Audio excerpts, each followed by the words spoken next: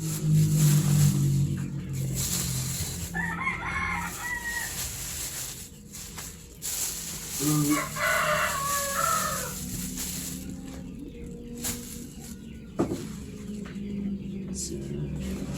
bali, 4 po.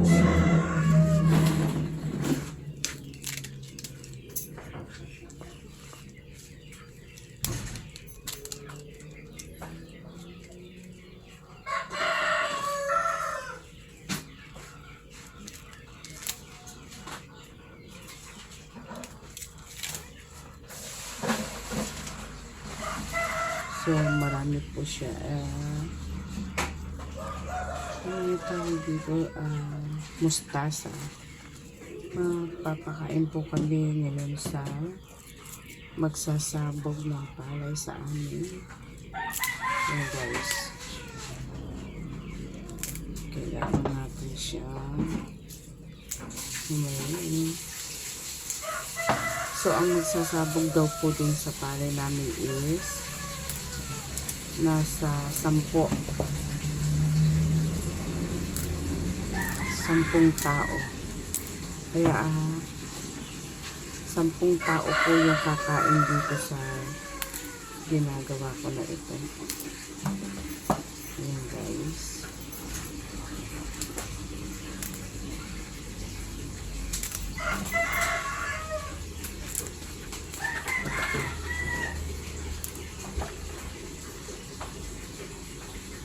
Meron ng sobrang init na lalanta lahat.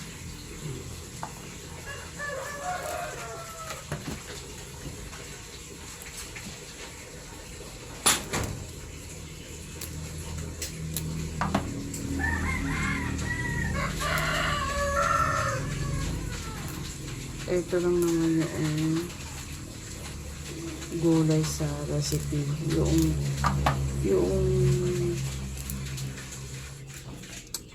gabi, inilagay ko na siya. Hindi ko na ipakita sa inyo po. Guys, ang dami.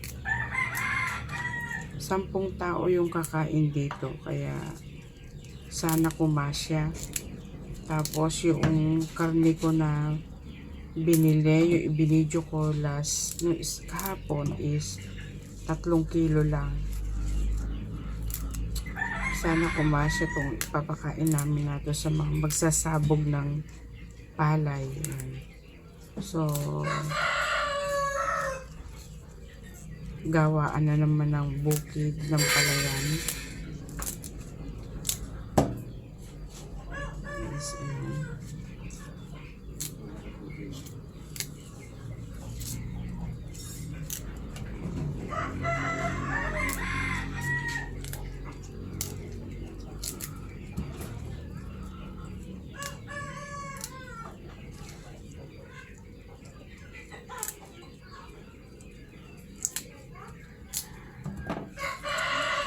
so, grabe po na sustansya. Mustasa.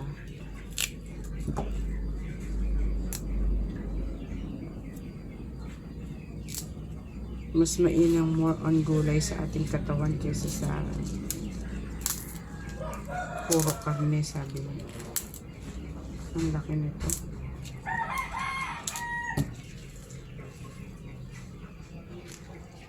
Tuwain natin sa gitna para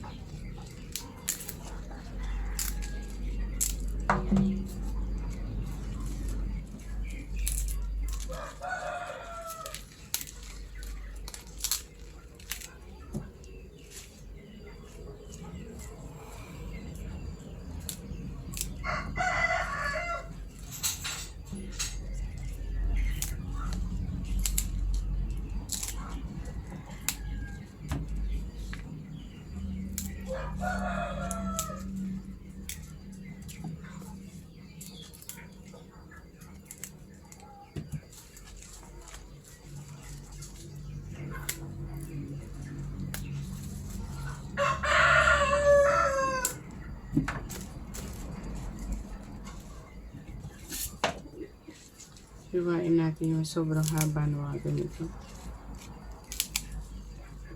Ayan, salamat mo po kaibigan. Sana po ay supportahan niyo po ang aking video. Salamat po sa inyong lahat. Ako po si Munting Bahay TV channel. Ayan, God bless you po. Salamat po sa inyong lahat. Ito naman po yung sampalok kasi binigay na sa akin ng mura kahapon kasi may mga hinog na. Dahil sa sobrang kainit na ng panahon, kaya so piliin na lang natin yung okay. Yan.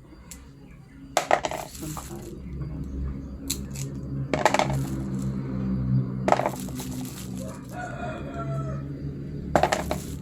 Imbis na 15 daw po ito, binigay na sa akin 10. Kasi may mga sira na siya po. May tama na. Ay. Buo pa. Piliin lang natin yung medyo okay.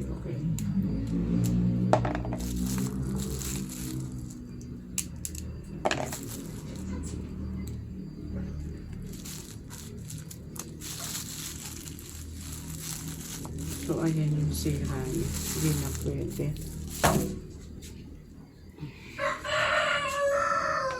Tapos yung sili.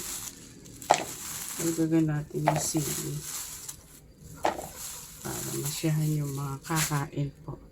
Ayan. Yun lang naman po. Salamat po sa inyong lahat. Thank you. Bye.